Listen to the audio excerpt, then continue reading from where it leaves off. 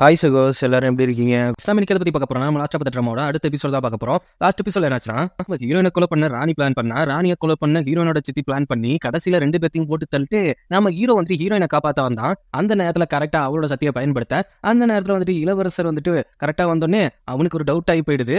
அந்த இடத்துல நம்ம ஹீரோனை மயக்கம் போட்டு விடுறா. ராணி வேற இறந்து போயிட்டாங்கல்ல, அதனால இப்போதைக்கு எந்த ஒரு கல்யாணம் நடக்கல. அவங்களுக்கு வந்து துக்கம் அனுசரிச்சுட்டு இருக்காங்க. அப்போ வந்துட்டு பட்டத்து இளவரசர் வந்துட்டு எனக்கு என்னமோ நம்ம லீ ஃபேமிலியோட பொண்ணு தான், அதாவது என்னோட முன்னாள் காதல் ஹீரோயினா இருக்குமோ டவுட்டா இருக்கு அப்படிங்கிற மாதிரி அவன் ஸ்டண்ட் பேசிட்டு இருப்ப. இல்ல அது இப்படி சொல்றீங்க, அவளால கட்டுப்படுத்த முடிய ஒரே சக்தி, அதுவும் அந்த சக்தி தான், அந்த மரப்போட சக்தி தான். அது அவளால மட்டும்தான் கட்டுப்படுத்த முடியும். அந்த சக்தி இவளுக்குள்ள எப்படி? இல்ல இது ஏதாவது கோ இன்சிடென்டா நடந்திருக்கால, அந்த பொண்ணுக்கு வேற 20 வருஷமா எந்த சக்தியும் வரல, இப்ப வந்ததால ஏதாவது மிராக்கலா இருக்கும்ல. அப்படி இருந்தாலும் இந்த அளவுக்கு பர்ஃபெக்டா எனக்கு சிங்க் ஆகிற மாதிரி இருக்கவே இருக்காது.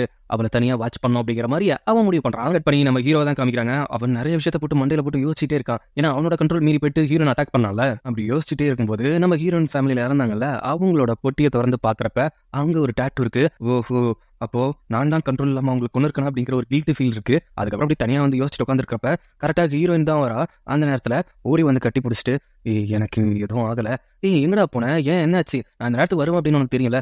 இல்ல ஒன்றும் இல்லை, என்ன எந்த விஷயத்துலையும் என்ன தூக்கி எறிய மாட்டல அப்படிங்கிற மாதிரி வித்தியாசமா கேட்கறான். எதுக்கு இப்படி கேட்டுட்டு இருக்க? அதுக்கப்புறம் ஹீரோனா வீட்டுக்கு போனா அங்க வந்துட்டு நம்ம 90s கிட்ஸ் 5ல தான் வந்து நிக்கிறான். அவன் வந்துட்டு என்னோட நீரா மறுபடியும் வந்திருக்கேன். இல்ல ரொம்ப நேரம் ஆச்சு, இல்ல இல்ல ரொம்ப நாள் ஆச்சு, இல்ல அதனால உன்னை பார்க்க வந்தேன். அதுக்கு அதான் நான் அப்பயே சொல்லிட்டல, நான் வந்துட்டு இளவரசர் தான் கல்யாணம் பண்ணிக்க போறேன் அப்படின்ட்டு. அது ஒன்றும் இல்ல, நீ வந்துட்டு அவர் போர் பண்றதால தான் அப்படி பண்ணிருக்க அப்படிங்கிற மாதிரி எனக்கு தெரியுது. என்னோட மனசுல நீ இதா இருக்கு அப்படிங்கிற மாதிரி நான் யோசிக்கிறேன் போது, அதெல்லாம் ஒன்றும் இல்லடா அப்படிங்கிற மாதிரி அவளும் சொல்லிட்டு இருக்கா.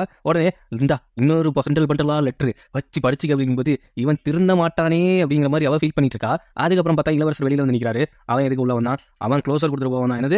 ஆமா, அவனுக்கு எவ்வளவு சொன்னாலும் புரிய மாட்டேங்குது. அதனாலதான். சரி, எனக்கு ஒரு டவுட். என்ன உங்க டவுட்?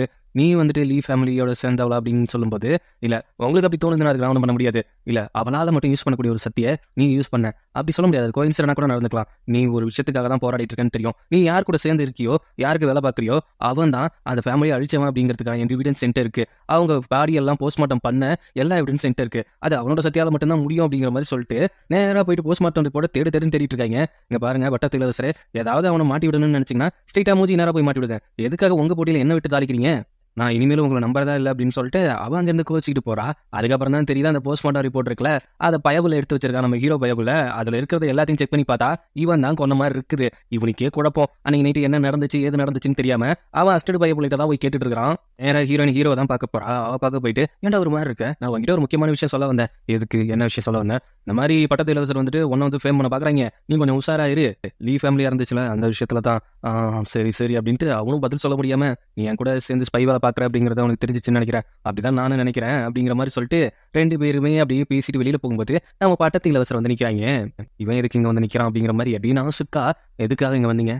நீ ஜென்ரல் லீயோ இல்லையோ, ஆனா உன்னதான் நான் கல்யாணம் பண்ணிக்கலான்னு இருக்கேன். கண்டிப்பா இதுக்கு நீ ரெடியா தான் இருக்கணும். நீ தான் இந்த நாட்டோட இளவரசி அப்படின்னு சொல்லிட்டு அவளுக்கு வந்துட்டு ட்ரெஸ்ஸஸ் அதுக்கப்புறம் எல்லாத்தையுமே அங்க வச்சுட்டு போறான். இதை போயிட்டு ஹீரோ கிட்ட தயங்கிட்டே சொல்றேன், இந்த மாதிரி பட்டத்து இளவரசருக்கும் எனக்கும் கல்யாணம். அதுதான் நீ ஆசைப்பட்டேன். அப்போ உனக்கு இதுல எந்த ஒரு கஷ்டமும் வருத்தமும் இல்லையா? நான் எதுக்கு வருத்தப்படணும் கஷ்டப்படணும்? அது மட்டும் இல்லாம இந்த எமோஷனல் அதுக்கப்புறம் இந்த லவ் நிறைய வருத்தம் கஷ்டம் அது தானாவே வந்துடும். அந்த மாதிரி விஷயத்துக்குள்ள நான் போகவே மாட்டேன். ஓ அப்படியா? அப்ப நான் இனிமேல் இங்கே வரவே மாட்டேன். பரவாயில்ல, ஒன்றும் பிரச்சனை இல்லை அப்படிங்கிற மாதிரி மூஞ்சில் அடிச்ச மாதிரி பேசுறான். அவனுக்கும் அவன் மேல லவ் இருக்கு, அவளுக்கும் அவன் மேல லவ் இருக்க தான் செய்யுது. ஆனா அவன் இன்டெரக்டா சொல்ல நினைக்கிறா, இவன் மூஞ்சில் அடிச்ச மாதிரி சொல்லிடுறான். ஏன்னா கில்ட் ஃபீல் இருக்கான் பயப்புல. இது உங்களுக்காக வரைஞ்சேன் அப்படிங்கிற மாதிரி எடுத்து ஒரு பெயிண்டிங்கை நீக்கிட்ட உனக்கும் மேரேஜ் ப்ரெசென்ட் அப்படிங்கிற மாதிரி கொடுக்கும்போது எனக்கு இது தேவையில்லை அப்படிங்கிற மாதிரி சொல்லிட்டு அவ பாட்டு போயிடுறா. அதுக்கப்புறம் போனவ திரும்பி வந்து வாங்குற மாதிரி நான் யோசிக்கிறேன். டப்புக்குன்னு பார்த்தா அங்க வந்து பட்டத்து இளவரசர் வாங்கிட்டாங்க. மாமா, என்னோட கல்யாணத்துக்கு உங்களோட பரிசா ரொம்ப நல்லா இருக்கு. நீ என்ன பிளான் பண்ற? எதுக்காக இப்படி பிளான் பண்ணிட்டு இருக்க? ஐயோ, அது பிளான்லாம் இல்ல, நாங்க 2 பேரும் சேர்ந்து கல்யாணம் பண்ணுவோமா? நீங்க ஹாப்பியா எங்களை வந்து ஆசீர்வாதம் பண்ணுவீங்களா? நீ என்ன பிளான் பண்றேன்னு எனக்கு நல்லாவே தெரியும். அவன் உங்களோட ஸ்பை அப்படிங்கிறது எனக்கு நல்லாவே தெரியும். ஆனா அவளை எனக்கு பிடிச்சிருக்கு, கண்டிப்பா கல்யாணத்துக்கு வந்திருக்கேன் அப்படிங்கிற மாதிரி சொல்லிட்டு போக அங்க பார்த்தா நம்ம வட்டத்து இளவரசர் வந்துட்டு ஹீரோவை பிரேம் பண்றதுக்காக அங்க இருக்கிற வீரர் எல்லாத்தையும் அனுப்பிச்சு வைக்கிறாங்க. இதை பார்த்துட்டு இருந்த ஹீரோயின் வந்துட்டு ஹீரோ பார்க்கலான்னு போறா. அந்த விஷயத்த இவன் தூரத்துல இருந்து பார்த்துக்கிட்டே தான் இருக்கான். அவன் உடனே யாரும் நம்மளை ஃபாலோ பண்ணி வராங்க, கழுத்தை பிடிச்சி நெரிக்க, இந்த மாதிரி வட்டத்து இளவரசர் ஆட்கள் கொஞ்சம் உன்னை ஃபாலோ பண்ணிட்டு இருக்காங்க, ஜாக்கிரதையாரு, உன்னை ஃபேம் பண்ண பார்க்குறாங்க, இந்த கல்யாணத்தை வச்சு உன்னையும் தான் ஏதோ பண்ண பார்க்குறான், நீ கொஞ்சம் உஷாராரு அப்படிங்கிற மாதிரி எனக்கே அவன் செட்டிங் போடுறானா, நான் அதில் ஒரு செட்டிங் போட்டுட்டு இருக்கேன், நீ எதுவும் கவலைப்படாத அப்படிங்கிற மாதிரி சொல்லிட்டு இருக்காங்க. அங்கே பார்த்தா பேரரசர் கூப்பிட்டு ஹீரோவையும் நம்ம பட்டத்து இளவரசரையும் திட்டுறாங்க. உங்க 2 பேர்த்தையும் அந்த லீ ஃபேமிலி கொண்டவங்களை கண்டுபிடிங்கன்னு சொன்னா நீங்க 2 பேருமே மாற்றி சண்டை போட்டுட்டு புது பிரச்சனையை கொண்டு வந்துட்டு இருக்கீங்க. அப்பா அது ஒன்றும் இல்லை, நம்ம இதில் வந்துட்டு இந்த பிளட் ஆர்ட்டை யார் யூஸ் பண்ணுறாங்களோ அவங்க தான் வந்துட்டு அந்த கொலை பண்ணியிருப்பாங்க. பிளட் ஆர்ட்டா? அதை யூஸ் பண்றவங்க தான் அந்த கொலை பண்ணிப்பாங்க. எப்படி சொல்ற, நான் கூடிய சீக்கிரம் ஆட்களை கண்டுபிடிக்கிறேன், அதுக்கு முன்னாடி எனக்கு ஃபுல் பர்மிஷன் கொடுங்க அப்படின்னு சொல்லும்போது அதெல்லாம் எடுத்துக்க ஒன்றும் பிரச்சனை இல்லை அப்படிங்கிற மாதிரி சொல்றப்ப ஹீரோ என்ன ஃபேம் பண்ண பாக்குறாரா பட்டத்து இளவரசர் அப்படிங்கிற மாதிரி ஓப்பனாவே கேட்டுறாங்க. இப்பதான் சொன்னா 2 பேரும் அடிச்சுக்காதீங்க அப்படின்ட்டு மறுபடியும் அதே பண்ணிட்டு இருக்கீங்க, போய் ஒழுங்கா வேலையை பாருங்க அப்படிங்கிற மாதிரி பேரஸ் சொல்லி அவங்க 2 பேத்தையும் திட்டி அனுப்பிச்சிட்டுறாங்க. அப்புறம் பார்த்தா எப்போ ஹீரோயின் வந்து பிளட் கொடுக்க போகல. இந்த பிளட் கொடுக்குற விஷயத்துல வந்துட்டு நம்ம சப்ஸ்கிரைபர் ஒருத்தங்க ஒரு கொஸ்டின் கேட்டிருந்தாங்க. அந்த பிளட் குடிக்கிறதால அவனுக்கு பவர் வரல, அவனோட அந்த பவர்னால ஒரு கட்டத்துக்கு மேல அவன் எக்ஸ்ட்ரீம் லெவலுக்கு போகும்போது அவனுக்கு ஒரு பெயின் வரும், அதுல வந்து ஒரு பாய்சன் அவனோட உடம்புக்குள்ளே கிரியேட் ஆகும். அதுக்கு ஆன்டிடோட் மாதிரி தான் நம்ம ஹீரோயினோட பிளட் அவன் குடிச்சிட்டு இருக்கான். பாய்சன் அந்த பவரை கம்மி பண்ணும், இவனோட பிளட்டை குடிச்சா அந்த பாய்சனுக்கு இது ஒரு மருந்தா இருக்குங்கிறதால தான் அவன் குடிச்சிட்டு இருக்கான். அதுதான் அப்படிங்கிற மாதிரி தான் சொல்லியிருக்காங்க. அது ஹீரோயினே கேட்கறா, ஏன் இப்பெல்லாம் ஒரு மாதிரி நீ இருக்க, இல்ல உன்னோட அவன் என்னை எப்படி ஃப்ரேம் பண்ணாலும் நீ நம்ப மாட்டல, ஏன் இப்படிலாம் நீ கேட்டுட்டு இருக்க, ஒன்றும் பிரச்சனை இல்லை, அவன் என்ன பிளான் பண்றான் அப்படிங்கிறது எனக்கு நல்லாவே தெரியும், 2 நாளைக்கு அப்புறம் எங்க கல்யாணம், அதுக்கு நீ கண்டிப்பா வா, ஆனா அதுக்கு முன்னாடி எந்த ஒரு பிரச்சனை பண்ணிடாத, உன்னை ட்ரிகர் பண்ணி யாரையாவது அட்டாக் பண்ண வைக்கிறதுக்காக தான் இப்படி ஒரு வேலையை பார்த்துட்டு இருக்காங்க. அது மட்டும் இல்லாம அரண்மனையில் 2 பேர்த்த கொண்டுட்டு ஓ மேல பழைய படவும் பார்த்தாங்க பட்டத்து இளவரசர், அதனால கொஞ்சம் உஷாராரு அப்படின்னு சொல்லிட்டு இருக்கும்போது வெளியில வந்து பட்டத்து இளவரசர் இருக்காங்க. நான் கல்யாணம் பண்ணிக்க போற பொண்ணை நீ கிட்னாப் பண்ணிட்டு வந்து நின்று நிற்கிறியா அப்படிங்கிற மாதிரி சொல்லும்போது ஆகா அவன் வேலையை அவன் ஸ்டார்ட் பண்ணிட்டான் அப்படின்ட்டு இங்க இருந்து 2 பேரும் எஸ்கேப் ஆக பாக்குறாங்க. அப்படி எஸ்கேப் ஆகிட்டு போயிட்டு இருக்கிறப்ப கரெக்டா வந்துட்டு நம்ம பட்டத்து இளவரசர் வராங்க. ஹீரோ தான் இப்போ கொஞ்சம் வீக்கா இருக்கான், பிளட் குடிச்சு இன்னும் அவனுக்கு கரெக்டான அந்த பாய்சன் ஆன்டிடோட்டா ஒர்க் ஆகல போல. உடனே இவ கத்தியை தூக்கிட்டு பட்டத்து இளவரசர் முன்னாடி நிற்கும் போது, இங்க பாரு நான் மறுபடியும் ஒரு சான்ஸ் தர மாட்டேன், அவனுக்கு நீ சப்போர்ட் பண்ற மாதிரி இருந்தா அப்புறம் நீயும் சேர்த்து தான் இங்க அட்டாக் பண்ணப்படுவ அப்படின்னு சொல்றப்ப அதெல்லாம் ஒன்றும் பிரச்சனை இல்லை, நான் இவன் பக்கத்துல தான் நிற்ப அப்படின்ட்டு அப்படியே கட்டி பிடிச்சிட்டு நிக்கிறாங்க. கட்டி பிடிச்சிட்டு நின்னோடனே அவங்க ஹீரோ சொல்ல ஆரம்பிச்சிடான், இப்போ வந்துருக்கிறது நார்மல் கார்ட்ஸ் கிடையாது, நீ அட்டாக் பண்ணினா இதே சாக்கா வச்சு உன் மேல பழிய போட்டுருவாங்க, நீ கொஞ்சம் அமைதியாரு அப்படின்னு சொல்லும்போது இப்போ வந்திருக்கீங்க எல்லாம் பேரஸோட ஸ்பெஷல் பர்மிஷன்ல வந்திருக்க சக்தி வாய்ந்தவங்க அப்படின்னு சொல்லிட்டு இருக்கும்போது 2 அம்பை விட்டுறாங்க. அதுக்கு இவன் மேல பட்டாம இருக்குன்னு அவன் வாங்கிக்கிறான். வாங்கிட்டு என்ன பண்றதுன்னு தெரியாம அவங்க வந்தவங்க எல்லாமே கத்தியால் அட்டாக் பண்ணாம அவங்க ஒரு சக்தியில அட்டாக் பண்றாங்க. உடனே ஹீரோயினை மறைச்சிக்கிட்டு அவன் மொத்த அட்டாக்கையும் வாங்கும்போது அவளுக்கே ஒரு மாதிரி ஆகுது. இப்ப நம்ம என்ன பண்றதுன்னு தெரியாம முழிச்சிட்டு இருக்கும்போது அதுக்கப்புறம் அவனோட பவர் கண்ட்ரோல் மீறி போகுது. கண்ட்ரோல் மீறி போறப்ப அவனோட வால் எடுத்து அதை பிளாக் ஸ்வாடா மாத்தி அங்க ஒரே ஒரு அட்டாக் தான் தரையில பண்றான், அது மொத்த பேத்தையும் அப்படியே கீழே தள்ளி விடுது. அப்போதான் ஹீரோயின் ஒரு விஷயத்த யோசிச்சு பாக்குறா, அவங்க ஃபேமிலி அட்டாக் ஆனப்ப இவ போய் நின்னப்ப இந்த மாதிரி தான் ஒரு அட்டாக் நடந்திருக்கும். அது மட்டும் இல்லாம அந்த பிளாக் ஸ்வாடு இவன் தான் நம்ம ஃபேமிலியை அட்டாக் பண்ணியிருக்கான்னு யோசிச்சோம், ஆனா அங்க இருக்கிறவங்க மொத்த பேத்தையும் கொன்னதே இவன் தான் அப்படிங்கிறது அவளுக்கு நல்லா தெரிஞ்சு போச்சு. இன்னும் எத்தனை நாள் என்ன வச்சு ஏமாத்துவா அப்படின்ட்டு கத்தி எடுத்து கரெக்டா நெஞ்சிலே குத்திடுறா. கரெக்டா அங்க நம்ம பட்டத்து இளவரசர் வந்துட்டு இப்போவாது உண்மையை நீ புரிஞ்சுக்கிட்டியே, அது வரைக்கும் எனக்கு சந்தோஷம் அப்படின்னு சொல்லிட்டு நம்ம ஹீரோவை கைது பண்ணிடுறாங்க. அதுவும் கத்தி குத்தோட. என்ன மாமா, என்னோட பிளானை நீங்க இன்னும் புரிஞ்சிக்கவே இல்லை போல, அவர் யாரு அப்படிங்கிறது எனக்கு கொஞ்சம் கொஞ்சமா கெஸ் ஆகிட்டு தான் இருந்துச்சு, அதனாலதான் உங்க பவர் அப்படியே வெளியில கொண்டு வரணும்னு நினைச்சேன். நான் அதை பண்ணவே இல்லை. இது நீங்க பண்ணவே இல்லைங்களா, என்ன போஸ்ட்மார்ட்டம் ரிப்போர்ட்டை மறைச்ச மாதிரி எல்லாத்தையும் மறைச்சலாம்னு நினைக்கிறீங்களா, அவளுக்கும் எனக்கும் கல்யாணம் நடக்கும், நீங்க தான் ஜெயில இருப்பீங்க, அவ்வளவுதான் மாமா அப்படிங்கிற மாதிரி சொல்லிட்டு அவன் வில்லனுக்கு விட்டுட்டு போறான். அதுக்கப்புறம் என்ன ஆகுதுடா, நம்ம ஹீரோ வச்சிருக்க ஜெயிலில் போயிட்டு பட்டத்து இளவரசர், மாமா எல்லாம் சௌக்கியமா, அது மட்டும் இல்லாம கையை 2த்தையும் கட்டி போட்டு வச்சிருக்காங்கன்னு நினைக்கிறேன், நான் வேணா காலை 2த்தையும் கட்டி போட்டு வைக்கட்டுமா அப்படின்னு சொல்றப்ப நீ என்ன நினைச்சிட்டு இருக்க, என்ன காட்டி கொடுத்துட்டு நீ வந்துட்டு இங்க பேரரசர் ஆகலாம், இளவரசர் ஆகலாம், அதுக்கப்புறம் மன்னர் ஆகலாம் அப்படிங்கிற மாதிரி யோசிச்சுட்டு இருக்கியா, வாய்ப்பே கிடையாது. உங்க அப்பனோட ஈகோவை பத்தி எனக்கு நல்லாவே தெரியும், அவன் தான் லெவலுக்கு கீழே இருக்கிறவங்களே கண்டிப்பா அந்த அரியணை ஏற விட மாட்டான். எங்க அப்பாவை பத்தி தப்பா சொல்லாத. சேச்சா உங்க அப்பாவை பத்தி தப்பாலாம் சொல்லவே கிடையாது, இன்ன வரைக்கும் உங்க அம்மாவையும் அவன் மதிச்சது கிடையாது, உன்னை மட்டும் மதிச்சிருவானா, நீ அவனோட ட்ரிக்ல இருக்கு அப்படிங்கிறத நீ கொஞ்சம் கொஞ்சமா தான் புரிஞ்சுப்ப அப்படிங்கிற மாதிரி சொல்லும்போது இது என்னடா புது ட்விஸ்டா இருக்கு அப்படிங்கிற மாதிரி தான் நமக்கே இருக்கு. அங்க கட் பண்ணி ஹீரோயினை காட்டுறான், அவ ஃபீல் பண்ணிட்டு இருக்கா, ஒவ்வொரு நேரத்திலையும் அவன் ஒவ்வொரு விஷயத்திலையும் மாறும்பொழுது என்னை ஏமாத்திட்டு இருந்திருக்கான் அப்படிங்கிற மாதிரி யோசிச்சுட்டு இருக்கா. உடனே அவ என்ன பண்றாருன்னா, நீ கல்யாணத்துக்கு ஓகே சொல்லி எல்லாத்தையும் அவருக்கு அனுப்பிச்சு வை, நாளைக்கு கல்யாணம் நடந்தே ஆகணும் அப்படிங்கிற மாதிரி யோசிச்சுட்டு இருக்கா. எல்லாம் ஹீரோ மேல இருக்கிற கோபம் அப்படியே நம்ம பட்டத்தில் சரக்கு அடிச்சுட்டு கிடக்கிற போது நம்ம ஹீரோயின் அங்க போறப்ப நான் உன்னை விட்டுருக்க கூடாது, அன்னைக்கு நீ என்கிட்ட வந்தப்போ நான் திருப்பி உன்னை விட்டுருக்க கூடாது, உன் ஃபேமிலி அப்போ ஏதோ உனக்கு ஒன்று தெரியலங்கும் போது அவன் அடிச்ச சரக்குல மயக்கம் போட்டு விழுந்துடுறான். ஆக மொத்தத்துல இவனுக்கு ஏதோ தெரிஞ்சிருக்கு பட்டத்தில் இருக்கு, ஆனா அதை ஹீரோயின்ட்ட தான் சொல்லாம மறைச்சிருக்கிறாங்கிற மாதிரி நமக்கு தெரியுது. அங்கே கட் பண்ணி நம்ம ஹீரோ தான் காமிக்கிறாங்க, அவனை ஜெயிலில் வந்துட்டு அவனோட ஆட்கள் எல்லாம் வந்து காப்பாற்றிட்டு போயிடுறாங்க. அவன் எங்கே போறான்னா நம்ம ஹீரோயினை தான் பார்க்க போறான்.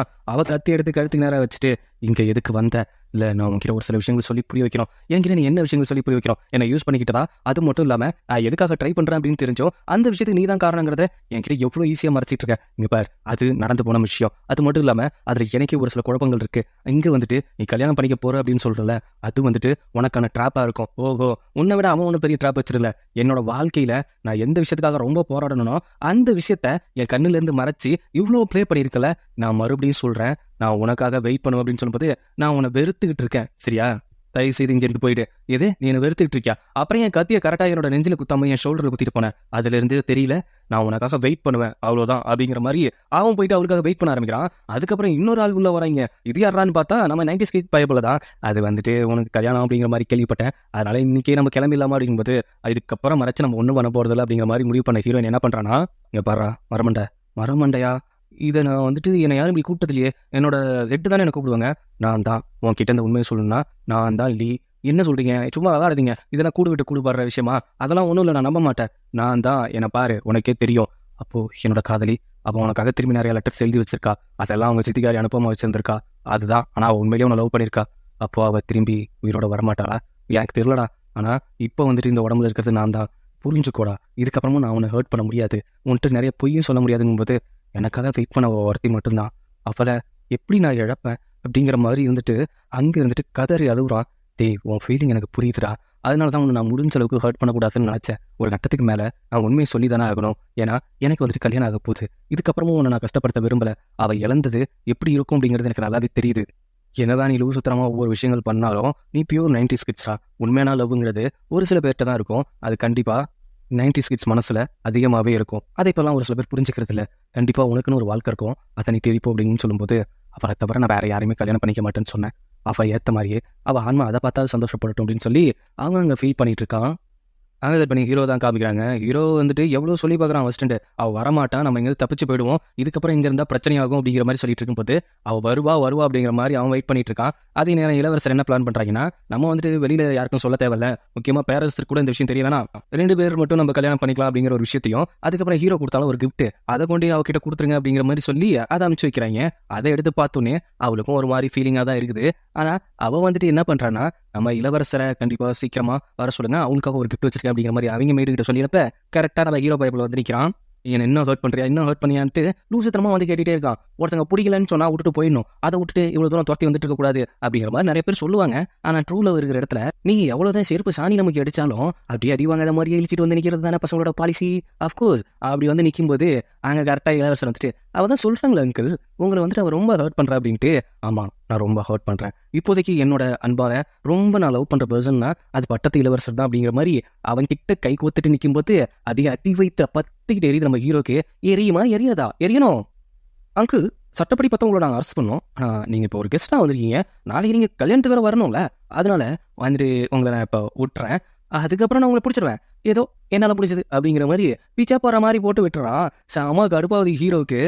அதுக்கப்புறம் ஒவ்வொருத்தரும் ஹீரோ போயிட்டு அவளுக்காக வெயிட் பண்ணிட்டு இருக்கா. ஹீரோயின் வந்துட்டு அப்படியே அவளோட வருங்காலத்தை நினச்சி ஃபீல் பண்ணிட்டு இருக்கா. அதுவும் நம்ம பட்டத்து இளவரசெல்லாம் வந்துட்டு இந்த கல்யாண ஆடம்பரம் அந்த இதெல்லாம் பார்த்து ரசிச்சிட்டு இருக்கா. அதே நேரம் அடுத்த நாள் வந்துட்டு அப்படியே நம்ம பட்டத்து இளவரசர் ஹீரோ ஒரு பெயிண்டிங் வரைஞ்சு கொடுத்துருப்பான்ல குதிரையில் வர மாதிரி, அதே மாதிரி பட்டத்து இளவரசர் உள்ள என்ட்ரியாக நம்ம ஹீரோயினும் அப்படியே அழகாக ரெட் கலர் ட்ரெஸ்ல அங்கேருந்து வர மெய்டுப்புள்ள பார்த்துட்டு நீங்க ரொம்ப அழகா இருக்கீங்க அப்படிங்கிற ஒரு விஷயத்த சொல்லும்போது நீயும் தான் அப்படிங்கிற மாதிரி தட்டி கொடுத்துட்டு வெளியில வந்த உடனே பட்டத்து இளவரசர் அங்கேருந்து வரா. வந்த உடனே நீ லீயா இல்லை லீ ஃபேமிலியை சேர்ந்தவளா அப்படிங்கிறது எனக்கு சுத்தமாக தெரியாது, ஆனால் என்னை மன்னிச்சிரு அப்படிங்கிற மாதிரி மண்டி போட்டு சாரி கேட்குறான். எதுக்குடா இவன் சாரி கேட்குறான்னா, ஹீரோயினோட ஃபேமிலியை அவங்க சாகடிக்க போகிறாங்க அப்படிங்கிறது அவனுக்கு முன்னாடியே தெரிஞ்சிருக்கு. ஹீரோயின் அவள் ஃபேமிலியை பார்க்க போகல, அதுக்கு முன்னாடி வந்துட்டு நம்ம பட்டத்து இளவரசரை பார்த்துட்டு கட்டி பிடிச்சிட்டு காதலனை கட்டி தழுவிட்டு தான் போயிருக்காங்க. அப்போது அவன் எவ்வளவோ சொல்லி பார்த்துருக்கான், நீ இன்னைக்கு நைட்டு இங்கேயே தங்கிட்டு ஃபேமிலியை போய் பார்த்துருக்கலாம்ல, ரொம்ப நாள் கழிச்சு வர. அது இல்லைப்பா, ரொம்ப நாளுக்கு அப்புறம் வந்திருக்கேன், அப்பாவை எல்லாத்தையும் நான் போய் பார்த்தே ஆகணும். இல்லை எனக்கு நீ பார்ட்டி வைக்கிறதா நினச்சி நீ இன்னைக்கு வைக்கலாம்ல அப்படின்னு சொல்லும்போது, என்னாச்சு உனக்கு, நீ என்னை வீட்டுக்கே அனுப்புமா, இங்கேயே வச்சுக்கலாங்கிற மாதிரி முடிவு பண்ணுற போல. அது இல்லை, அதை நான் உங்ககிட்ட எப்படி சொல்லுவேன் அப்படின்ட்டு கொஞ்சம் கொஞ்சமாக தயங்கிக்கிட்டே இருக்கான். அதுக்கப்புறம் அங்கேருந்து ஹீரோயின் போகிறப்ப கூட நீ சேஃபாக போ, பத்திரமா போ அப்படின்னு தான் சொல்லியிருக்கான். ஒரு கட்டத்துக்கு மேலே ஹீரோயினை அமுச்சு வச்சுட்டு அப்புறம் தான் நம்ம பண்ணது தப்போ அப்படின்னு நினச்சிட்டு ஒரு குதிரையை வர சொல்லி அதுக்கப்புறம் ஹீரோயினை பார்க்க ஓடி இருக்கான். அங்கே ஹீரோயின் இறந்து போய் கிடந்திருக்கா. அப்படியே மண்டி போட்டு அழுகும் போது, இப்போ நான் என்ன சொல்லணும் அப்படிங்கிற மாதிரி நீ நினைக்கிற? எனக்கு தெரிஞ்ச என்னோட காதல் அது இறந்து போச்சு தான். நான் லீ ஃபேமிலியா லீயா அப்படிங்கிறத தாண்டி எனக்கு இப்போ ஒருத்தனை பழி வாங்கணும். அது யார் அப்படின்னா உங்கள் அங்கிளை தான். அவனை நான் குத்தி குத்தி கொல்லணும். அது இந்த மேரேஜுக்கு அப்புறம் நடந்தாலும் சரி அப்படிங்கிற மாதிரி சொல்லிடுறாங்க. இதோட இந்த எபிசோட் முடியும். லாவண்யா சிஸ்டர் ரொம்ப தேங்க்ஸ் சிஸ்டர், ஃபர்ஸ்ட் கமெண்ட் அப்படிங்கிற மாதிரி சொல்லியிருக்கீங்க. டாக்டர் டூம் நீங்களும் ஃபர்ஸ்ட் கமெண்ட்ங்கிற மாதிரி சொல்லியிருக்கீங்க. எனக்கு எல்லாமே ஒன்று தான், நீங்கள் கமெண்ட் பண்ணதே அது எனக்கு ஹாப்பினஸ். உங்களுடைய சிஸ்டர் ஹார்ட்டு போட்டிருக்கீங்க. சித்ரா ஓ நைஸ். உங்கள் ஹார்ட்டுக்கும் உங்கள் ஸ்மைலிக்கும் அதுக்கப்புறம் நீங்கள் போட்டிருக்க 3 ஹார்ட்டுக்குமே ரொம்ப ரொம்ப தேங்க்ஸ் சித்ரா சிஸ்டர். படிச்சிட்டேன் பார்த்தீங்களா? திவ்யா சிஸ்டர் நெக்ஸ்ட் எபிசோட் கண்டிப்பாக சீக்கிரமாக போட ட்ரை பண்ணுறோம். உங்கள் பிளாக் ஹார்ட்டுக்கு என்னோட ரெட் ஹார்ட் அனுப்பி வைக்கிறேன். சீரியல் கில்லர் ப்ரோ ரொம்ப தேங்க்ஸ் ப்ரோ. முருகானந்தம் ப்ரோ ரொம்ப ரொம்ப தேங்க்ஸ் ப்ரோ. லலிதா சிஸ்டர் உங்கள் ஹார்ட்டுக்கு ரொம்ப ரொம்ப தேங்க்ஸ். லாவண்யா சிஸ்டர், உங்க கமெண்ட் நான் படிக்க ஹாப்பினஸ் தான் வருது. என்னவா நீங்க நல்லா ஆராய்ச்சி பண்றீங்க, அதுவும் ஒரு டிராபார் ஒரு உருட்டுங்கிறதெல்லாம் வேற லெவலா இருந்துச்சு. அந்த மாஸ்டர் மைண்ட் தானே, எனக்கும் டவுட்டா தான் இருந்தது ஒரு எபிசோட் வரையும். அதுக்கப்புறம் நான் மாஸ்டர் மைண்ட் கண்டுபிடிச்சேன். அதை நீங்க எபிசோட் பார்த்து தெரிஞ்சுக்கங்க, புஸ்தகம் உடைக்க முடியாதுல. என்னோட வீடியோ உங்களுக்கு பிடிச்சிருந்தா லைக் பண்ணுங்க, ஷேர் பண்ணுங்க, ஹை பட்டனை கொஞ்சம் பிரஸ் பண்ணிட்டு அப்படியே நோட்டிஃபிகேஷன் பெல் பட்டனையும் பிரஸ் பண்ணுங்க. கண்டிப்பா கமெண்ட்ஸ் பண்ணுங்க. அடுத்த வீடியோல பாப்போமா சகோ.